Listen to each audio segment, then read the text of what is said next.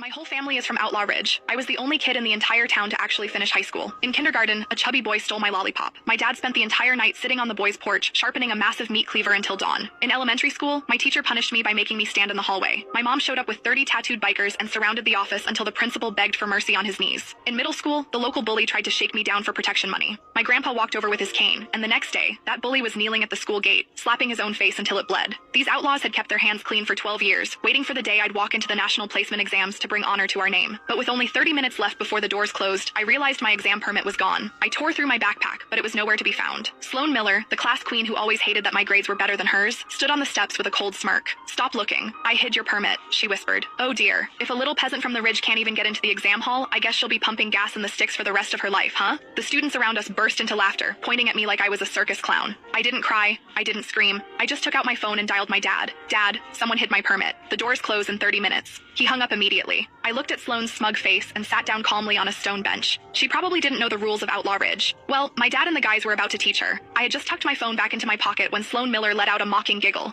"Oh, look at her. Calling for backup? What are those hillbillies from your village going to do? Dig up a new permit with their pitchforks?" The students around her roared with laughter, their eyes full of disgust. "Exactly. Is she going to have the whole village drive their tractors down here?" The head of security for the testing site marched over. He gripped his baton, pointing it right at my nose. "If you don't have a permit, get out of here. Stop causing a scene. I'm being nice by not calling the cops on you for disturbing the peace. Leave now or I'll make you leave." I looked him dead in the eye. "She stole my permit and destroyed it. You're blaming me instead of arresting her?" Sloan's voice hit a high pitch instantly. "Don't you dare lie. You're just making things up." She took a half step back, acting like a frightened victim. "You were the one complaining in class yesterday. You said you couldn't handle the pressure because kids from your town never make it to college. You said you were going to rip up your permit and forget the whole thing. Now that you've lost it, you're trying to frame me?" The security captain gave me a suspicious look. He chose to believe Sloan. He swung his baton through the air with a heavy whoosh. "So you're a quitter, huh? If you don't want to take the test, go home and work the fields. I'm warning you one last time. Any more trouble and it's a direct violation of state exam laws. I'll have you detained and banned from testing for 3 years. That goes on your permanent record. You'll never have a future." The parents waiting nearby started shouting. "She's a quitter trying to ruin it for our kids.